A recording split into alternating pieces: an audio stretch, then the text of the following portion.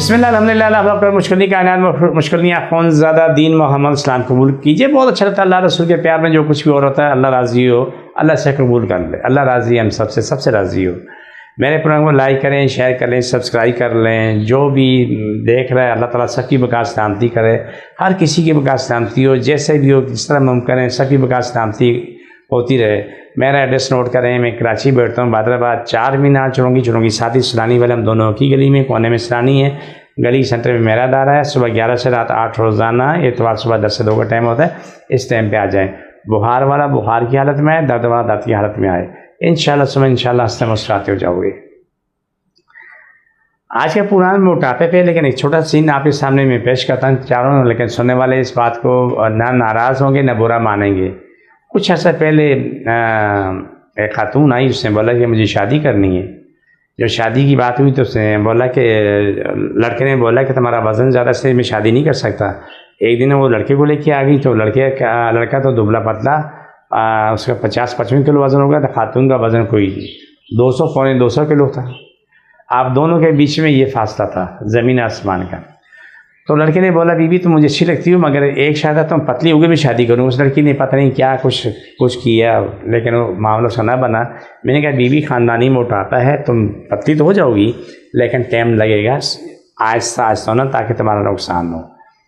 खैर बहरहाल उसने इलाज किया तो काफ़ी हद तक वो बेहतर हुई, लेकिन उसके बाद जो शादी शुरू हुई उनके ख़ानदानों में हाथ रुकने का नाम नहीं, और पेट भरने का नाम नहीं, हाथ रुकने का नाम नहीं। और जो खाने बैठती थी तो पूरी ट्रे खाती थी, और फिर वो हुआ कि यहाँ थी, यहाँ गई थी, वो दोबारा ये फैल के ही आ गई, क्योंकि आती रुकता दड़ खाती हैं, 7 दिन खाती रहती है।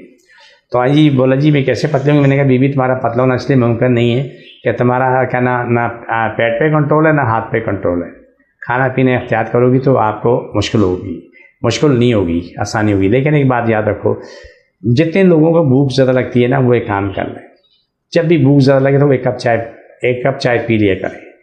चाय पीने से आपकी भूख कम हो जाती है, ख़त्म नहीं होती, कम होती है। इससे ये है कि आपका वज़न मुसलसल कम होना शुरू हो जाता है।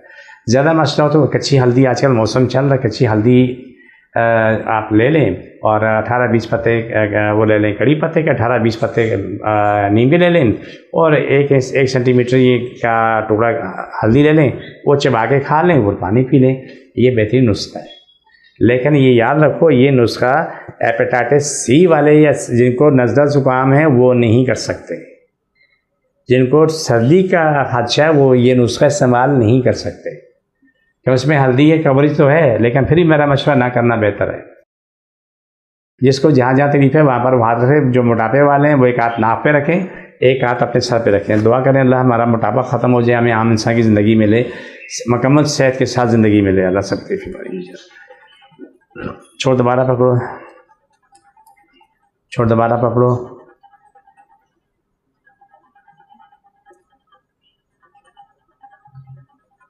छोड़ दो। ये प्रोग्राम का आखिरी हिस्सा होता है। हमारी मेरी टीम को इजाज़त, फ़ी अमानिल्लाह।